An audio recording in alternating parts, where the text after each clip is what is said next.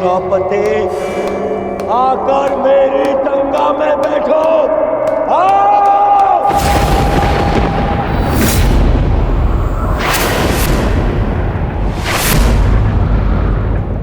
दुर्योधन!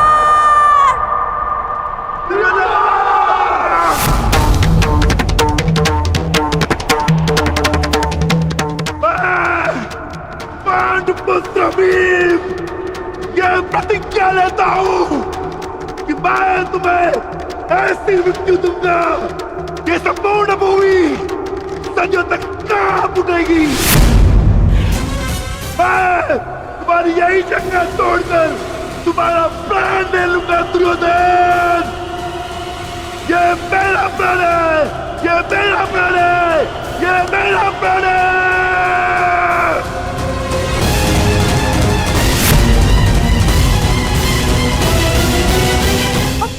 कुलवधू का ऐसा अपमान देखने के लिए आपके पास आंखें तो नहीं है महाराज, पर कान तो है। सुन तो सकते हैं कि ये हस्तिनापुर के विध्वंस के पंजाब है।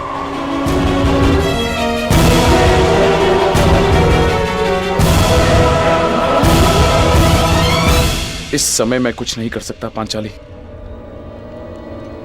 तुम दुर्योधन की दासी हो और तुम्हें उसकी आज्ञा का पालन करना होगा।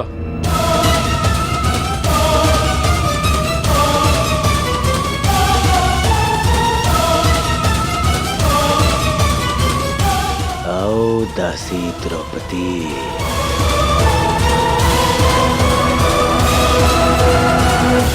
अपने स्वामी की आज्ञा का पालन करो। आओ। मैं यज्ञ की अग्नि से जन्मी यज्ञ सेनी हूं दुर्योधन, और अग्नि की ताप को बांधा नहीं जा सकता।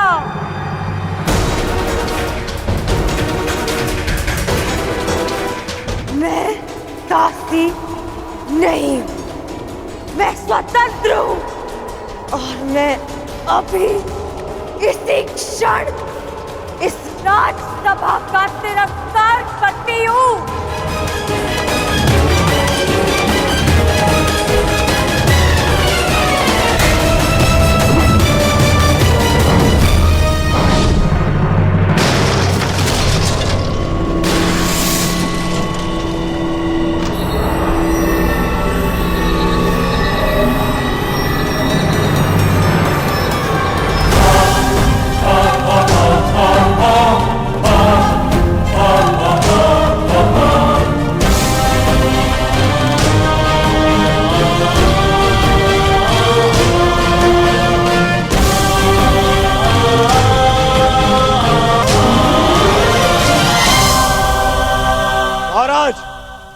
ये दासी आपका और मेरा अपमान करके इस सभा से जा रही है।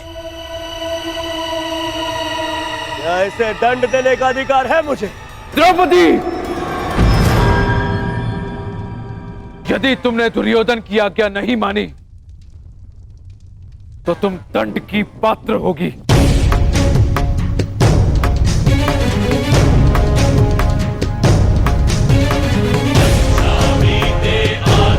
अभी मुझ पे यज्ञ की अग्नि का अधिकार,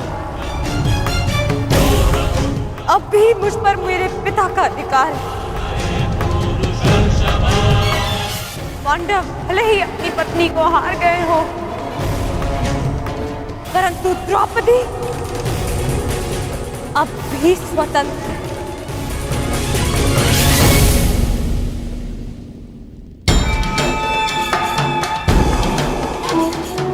जब तक मन से स्वतंत्रता का मान नहीं जाता, तब तक दासत्व का भान नहीं होता।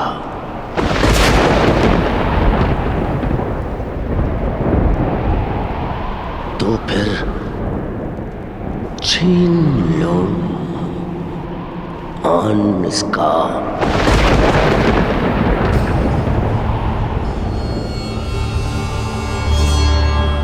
वस्त्र हरण करो इस दासी का।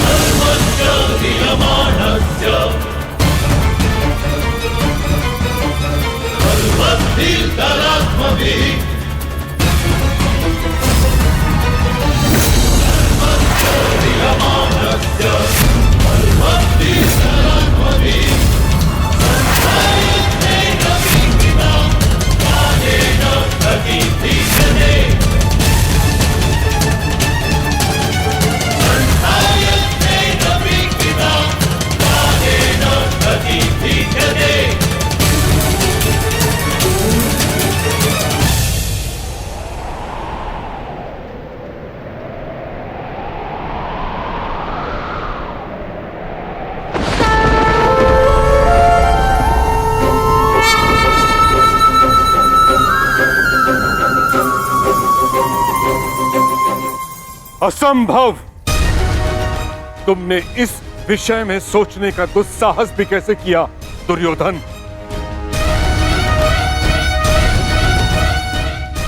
जब मनुष्य पर नाश चाहता है पहले उसका विवेक हार जाता है दुर्योधन।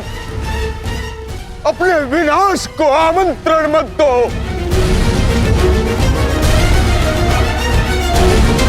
महामंत्री ठीक कह रहे हैं, ऐसा अनर्थ मत करो, मत करो। अनर्थ तो अब होगा इस सभा में। आज्ञा दीजिए भ्राताश्री, हम इनका सर्वनाश कर देंगे।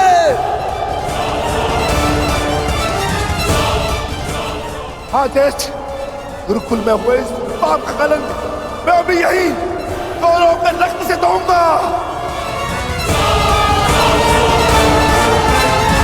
हाँ ज्येष्ठ, या तो हमारे प्राण ले लीजिए या फिर हमें इनके प्राण लेने की आज्ञा दीजिए। मौन रहो दास। दास हो ना? क्या तुम दास नहीं? क्या ये दास ही नहीं? और एक दासी को दंड देने का अधिकार है कि नहीं मुझे? ये अधिकार नहीं है। दासी हो या शत्रु, एक स्त्री का मान भंग नहीं किया जा सकता।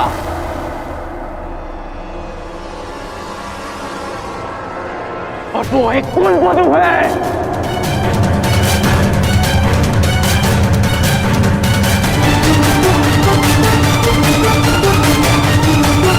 अरे ये कुलवधू नहीं, ये नगरवधू है।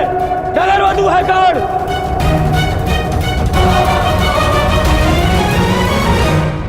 तुम बताओ कर्ण, जो हर 2 महीने में अपना पति बदले, वो कौन है?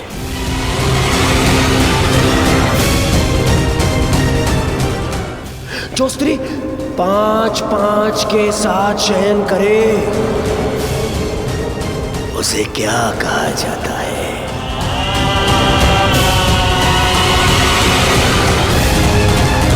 बताओ कर्ण। शब्दकोश में 5-5 पुरुषों के साथ में संसर्ग करने वाली स्त्री को क्या कहते हैं?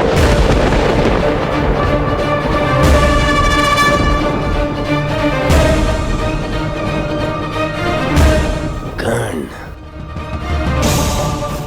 तुम्हें अपने गुरु परशुराम की सौगंध, मेरी मित्रता की सौगंध है कर्ण। तुम्हें बोलना होगा। तुम्हें सौगंध है कर्ण?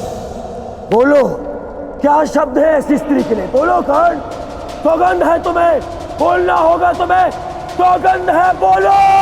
क्या कहते हैं? क्या कहते हैं? क्या कहते हैं?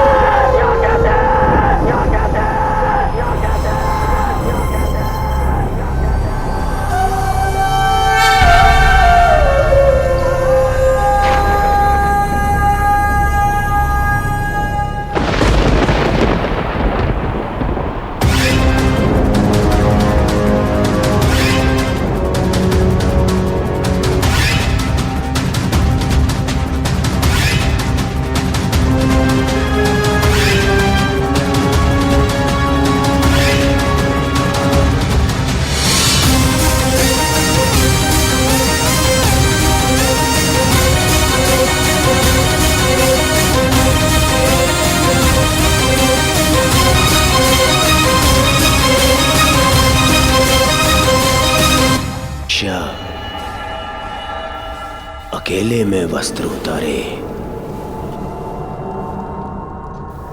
या सबके सामने, कोई अंतर नहीं। उससे उसका मान भंग नहीं होता, अपितु दर्शकों को आनंद मिलता है। दुर्योधन, इसे क्षण बंद करो ये सब। अपने विनाश को आमंत्रण मत दो दुर्योधन। दुर्योधन, ऐसा प्रतीत होता है कि इस समय तुम्हें वस्त्र हरण करने का विचार त्याग देना चाहिए, क्योंकि यदि इस समय वस्त्र हरण किया तो इस सभा में बैठे महापुरुष अपने वचनों को तोड़कर हमारे प्राण भी हर सकते हैं। इस दासी के वस्त्र हरण से पूर्व तुम्हें इन वीरों का शस्त्र हरण कर लेना चाहिए। ठीक है मामा श्री।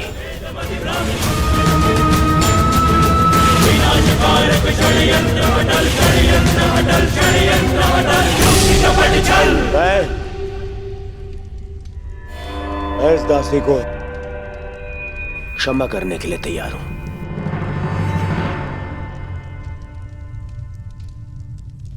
परंतु एक स्थिति में कि यहां बैठे सभी स्वतंत्र वीर मेरे समक्ष अपनी सेवा स्वीकार करेंगे। हाथ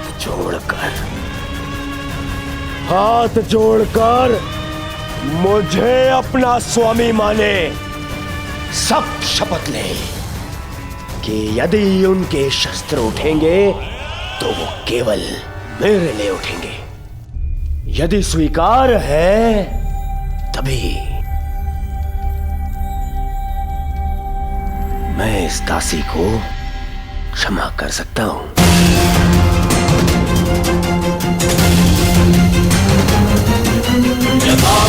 मुझे स्वीकार है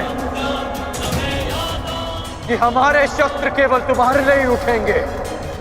हम शपथ लेते हैं, हम तुम्हारा पक्ष और सेवा कभी नहीं छोड़ेंगे। बधाई हो! दासी द्रौपदी को मेरे होने वाले सम्राट दुर्योधन ने क्षमा कर दिया, परंतु केवल एक अपराध के लिए। दुर्योधन, अगले अपराध पर तुम इसके साथ कुछ भी कर सकते हो, कोई कुछ नहीं कह पाएगा। दासी द्रौपदी को और एक अपराध के लिए उकसाओ दुर्योधन, उकसाओ, ताकि मेरी प्रतिज्ञा और तुम्हारा प्रतिशोध दोनों पूर्ण हो जाए, हैं? अधर्म ने धर्म के पथ पर चलने के सभी अवसर ठुकरा दिए और धर्म का ध्वज थामने वाले मुख बैठे। सृष्टि को अधर्मियों के पाप ने इतनी हानि नहीं पहुंचाई जितना धर्मियों के मौन ने। ये मौन सब कुछ विध्वंस कर देगा। हस्तिनापुर का रथ अपने पतन के मार्ग पर बढ़ चुका है। जा दासी, तुझे क्षमा किया, परंतु तुझे मेरी सेवा में प्रस्तुत रहना होगा। सम्राट हूं मैं, हाँ? नपुंसक दासपतियों से जी भर जाए तो चले आना मेरे पास। ये तुम्हारे सर पे तुम्हारा मुकुट नहीं, तुम्हारा काल नाच रहा है।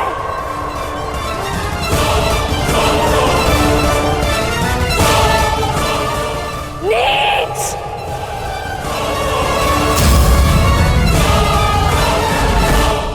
बहुत हो गया, एक बार क्षमा करने के पश्चात भी इस दासी ने वो दंडता दिखाई है। अब मैं इसे क्षमा नहीं कर सकता। इस दासी का घमंड हरना होगा। आगे बढ़ो दुशासन और वस्त्र हरण करो इस दासी द्रौपदी का।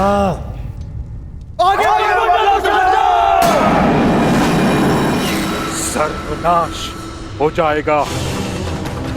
हमारे दिए वचन का अनुचित लाभ मत उठाओ दुर्योधन। कौन रहिए आप सब?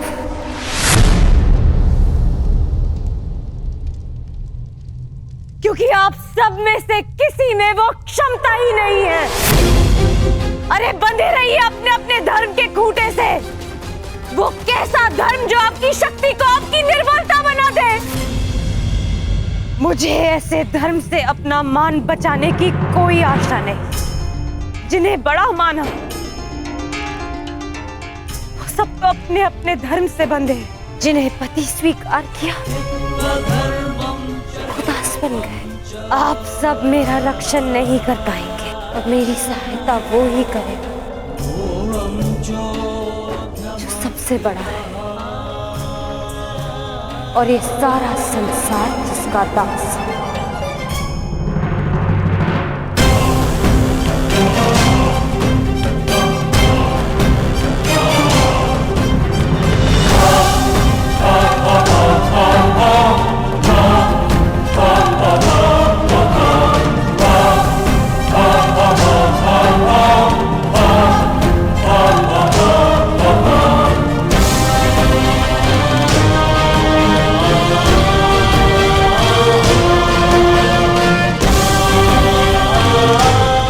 आगे बढ़ो दुशासन। आज परीक्षा तुम्हारे बाहुबल की नहीं,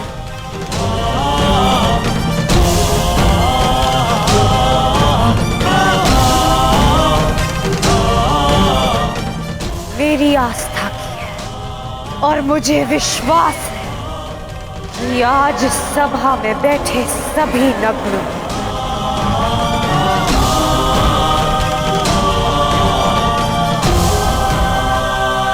और द्रौपदी की रक्षा करने आप स्वयं आएंगे गोविंद।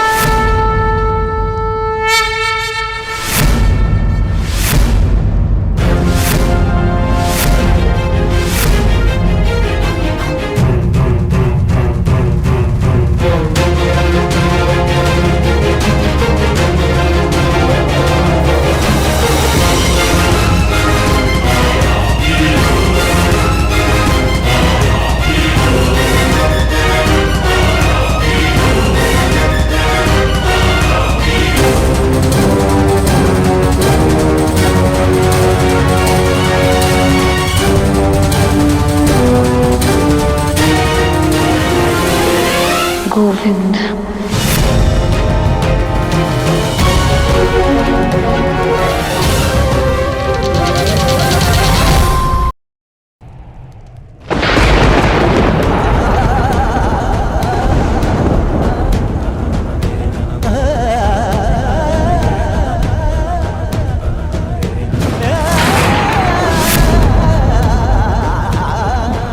गोविंद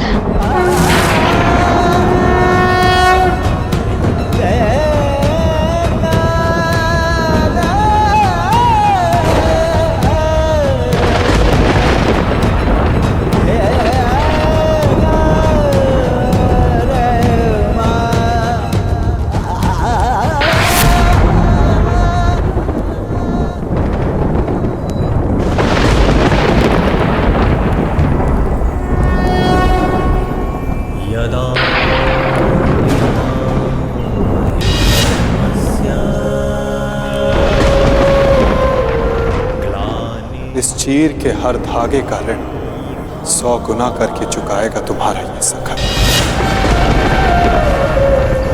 अभ्युत्थानम् अधर्मस्य तदात्मानं सृजा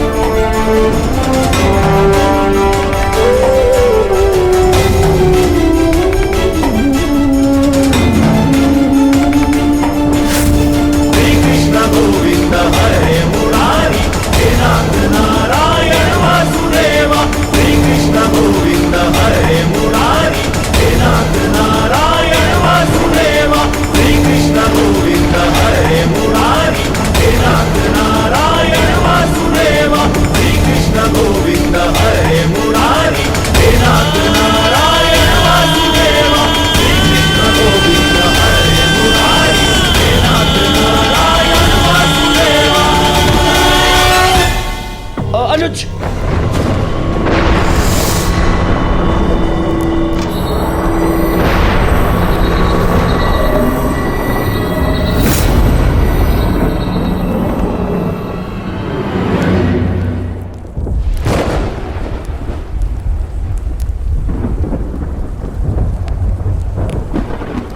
द्रौपदी,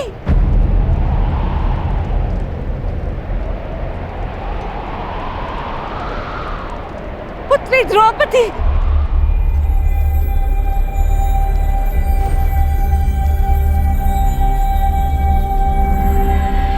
ये क्या अनर्थ हो रहा है सभा में?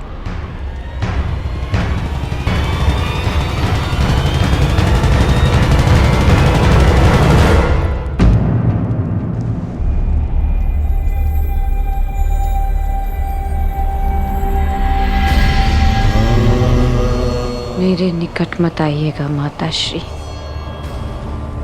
मैं मलिन हूँ।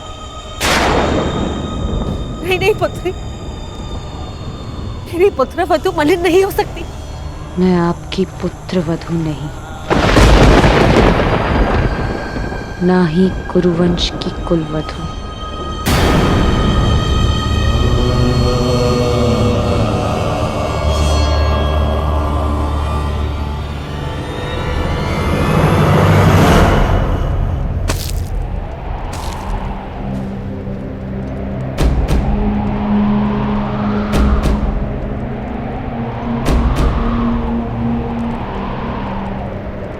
और ना ही आपके पुत्रों की पत्नी।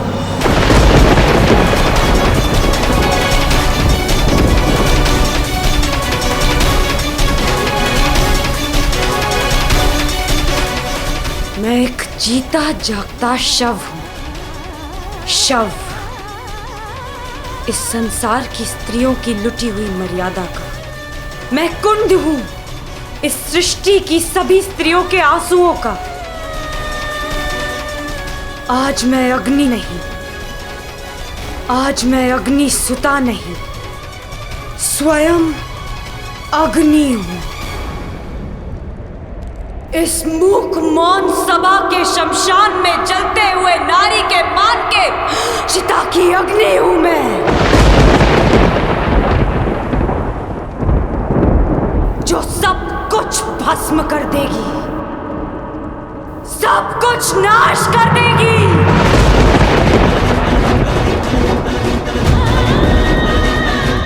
मैं जीव नहीं,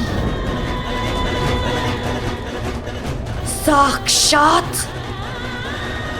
मृत्यु हूं, केवल मृत्यु। इस सभा में उपस्थित प्रत्येक अधर्मी की केवल मृत्यु।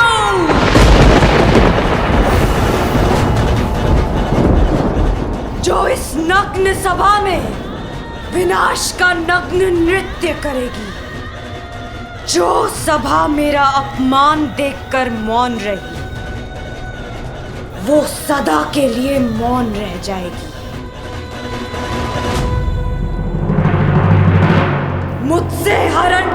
हुए वस्त्र इस सभा में सभी के शव वस्त्र बनेंगे। जिसने मेरे अपमान पर अट्टहास किया, उन सबकी मृत्यु पर ऐसा विलाप होगा कि संसार युगों तक स्मरण रखेगा।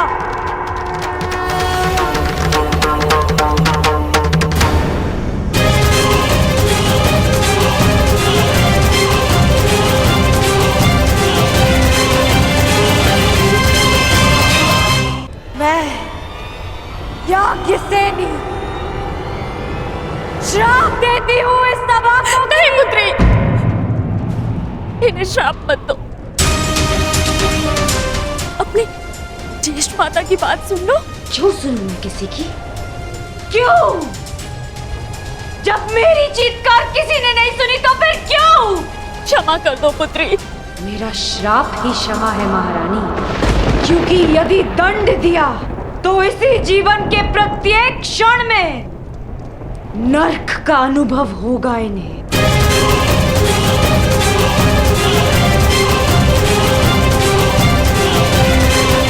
ठीक कहा पुत्री पांचाली।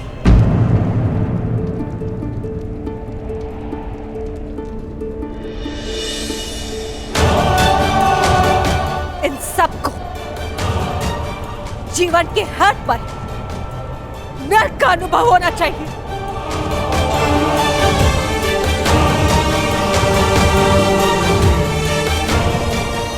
हस्तिनापुर के रक्षकों के मध्य, हस्तिनापुर के आचार्यों के रहते, संसार के सबसे बड़ी नीतिवानों के मध्य यह नर्क कैसे हुआ?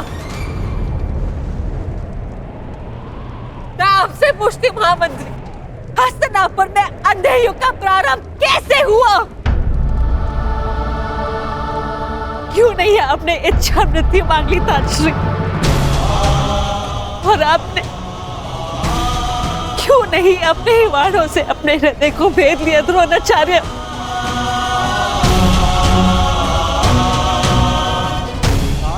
आज तुम्हारे मौन रहने के कारण देवताओं पर से विश्वास उठ चुका है मेरा।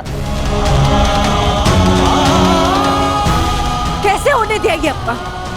कैसे बन गए इनके दास? कैसे? मैं द्वारका से कृष्ण की नारायणी सेना लेकर आऊंगी और बलराम के बल से विनाश कर दूंगी इसका।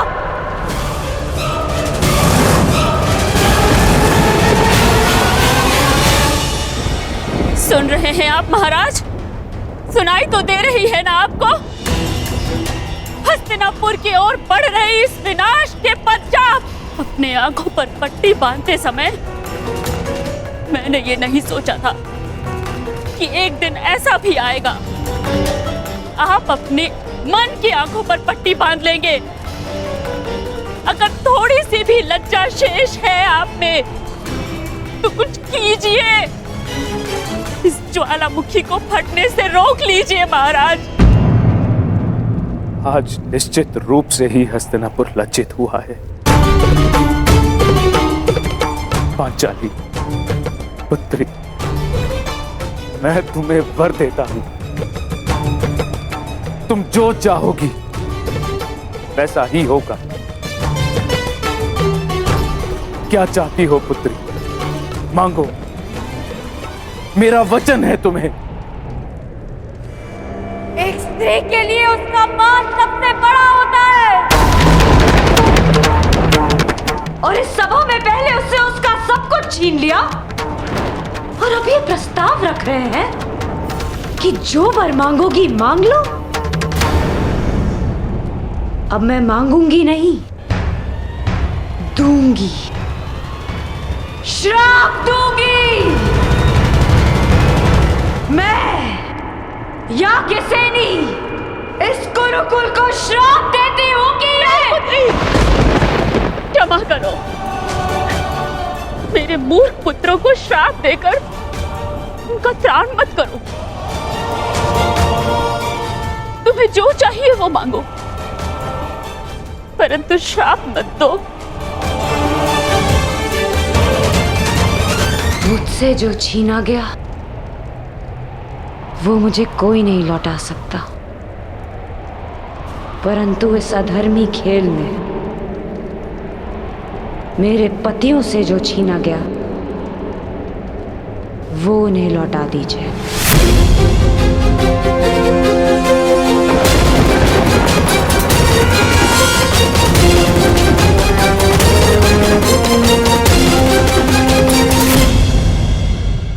इस अधर्मी खेल में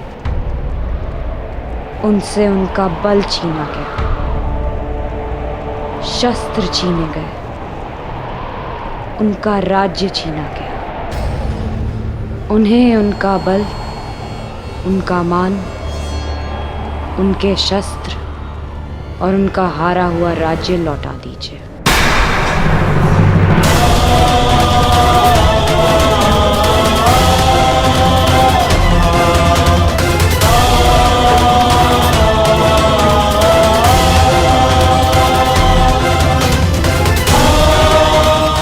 वाह, अब भी मौन है सब। और आप कह रहे थे दिया। जो तुमने मांगा दिया, पांडवों का राज्य, संपत्ति, शस्त्र और बल, मैं सब लौटाता हूं।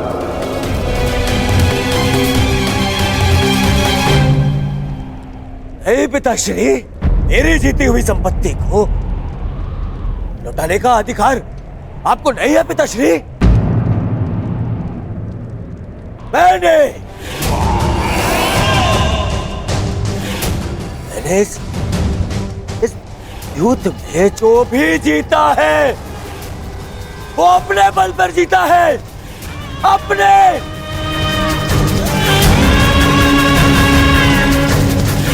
बिना छल के जीता है, बिना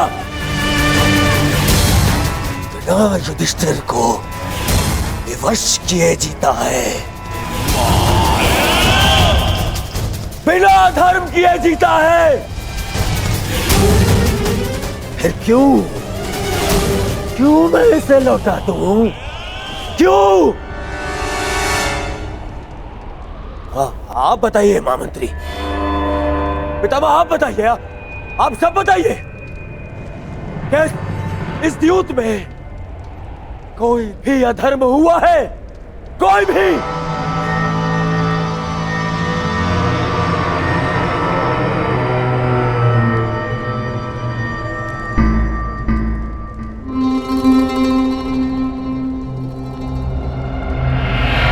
फिर से मौन हो गए सब।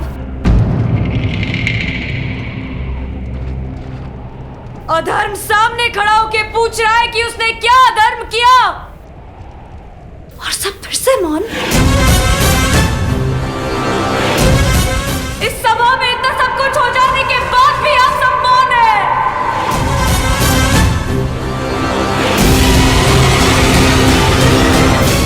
रहिए मौन सब, रहिए मौन, परंतु इस अधर्मी दुर्योधन को उसके कुकर्मों का दंड अवश्य मिलेगा। और उससे पहले इस सभा में उपस्थित वो हर व्यक्ति जिसने मौन रहकर ये अधर्म होते हुए देखा, उन्हें उनके मौन रहने का दंड मिलेगा।